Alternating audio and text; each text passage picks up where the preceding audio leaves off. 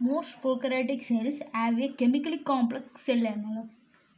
கெமிக்கலுக்கு ரொம்ப காம்ப்ளெக்ஸான செல் envelope வச்சுருக்கு. காரணம் என்ன, அதில் வந்து ஆக்சுவலி கெமிக்கலாக கோட் பண்ணப்பட்டதாக இருக்கும். அதுவே cell wall and actually cell envelopeல cell wall, cell membrane and glycocalyx இந்த மூணும் சேர்ந்து தான் செல் envelope. ஓகே, இந்த செல் envelope கன்சிடர் ஆகுது டைட்லி போன், ரொம்ப ஸ்ட்ராங்காக இருக்கும். Okay, 3 layer structures, glycocalyx, cell wall, plasma membrane. இந்த மூணு தான். இது plasma membrane, cell membrane சொல்லலாம். Bacteria can be classified into the 2 groups. ரெண்டு குரூப்பாக பிரிக்கலாம். ஒன்று கிராம் கலர் ஸ்டெயின் பண்ணுவோம்ல, கலர் வந்து அந்த பாக்டீரியா ஏற்றுக்குதா இல்லையா அப்படின்னு. சப்போஸ் அந்த கலரை ஏற்றுக்குச்சு அப்படின்னா அது பாசிட்டிவ், கலரை ஏற்றுக்குமா அது negative. 2 groups on the basis of the difference in their cell envelope. இது ஆக்சுவலி செல் envelope அண்ட் அதோடைய manner in which they respond to the straining procedure.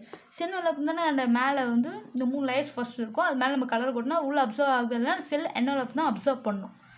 So sell envelope இருக்க டிஃப்ரென்ஸ் அண்ட் அது எப்படி respond ஆகுது straining ப்ரொசீஜருக்கு, இந்த ரெண்டு விஷயம் அதை ரெண்டாக பிரிக்கிறோம். அது என்னென்னா Gram wise developed by Gram wise, அதை வச்சு பண்ணாங்க கிராம் டெஸ்ட் மூலமாக. Those that take up the Gram ஸ்ட்ரெயினை எடுத்துக்கிச்சு அப்படின்னா அது positive, that is Gram positive, the first one. ரெண்டாவது குரூப் எப்படின்னா the others do not suppose அந்த கிராம் ஸ்ட்ரெயினை எடுத்துக்கல அப்படின்னா call the Gram negative bacteria. Okay, Gram negative பாக்டீரியான்னு சொல்கிறோம். ஃபர்ஸ்ட் வந்து கிராம் பாசிட்டிவ், ரெண்டாவது Gram negative. Glycocalyx differs in the composition and the thickness. ஏன்னா கிளைகோகாலிக்ஸ் வந்து செல்வாளுக்கு மேலே ஏதோ கோட்டிங் தந்த மாதிரி இருக்கும், வீட்டுக்கு பெயிண்ட் அடிக்கிறோம்ல, ஸோ அது போல் இருக்கும். இது கிளைகோகாலிக்ஸ். இது பாக்டீரியாக்கு மேலே கலர்ஃபுல்லாக பெயிண்ட் அடிச்ச மாதிரி, that is glycocalyx. Glycocalyx differ in the composition and thickness. ஏன்னா அதுக்கு மேலே ஒரு கோட்டிங் தந்தால் அது எந்தளவுக்கு திக்னஸாக இருக்கும் அப்படின்னு தான் நம்ம தெரிஞ்சுப்போம். அண்ட் கம்போசிஷன் எந்தளவுக்கு அது மாதிரி ஃபார்ம் ஆகிருக்கு செல்வாளுக்கு மேலே. composition and the thickness among the different bacteria, ஒவ்வொரு பாக்டீரியாவும் ஒவ்வொரு மாதிரி வேரி ஆகும். it could be a loose sheath called the slime layer. In some it may be thick and tough called the capsule. Suppose loose ஷீட்டாக இருக்குது, மேலே வந்து துறப்பு ரொம்ப கொலன்னு இருக்குது, ஜெல் போல் இருக்குது அப்படின்னா அது ஆக்சுவலி ஸ்லைம் லேயராக ஆட் பண்ணியிருக்கோம். அது வந்து அது கிளைகோகாலிக்ஸ் வந்து எப்படி இருக்குது அப்படின்னா லூஸ் ஷீட்டாக இருக்குது, அதனால் அது ஸ்லைம் லேயரால் ஆக்கப்பட்டதுன்னு சொல்லலாம்.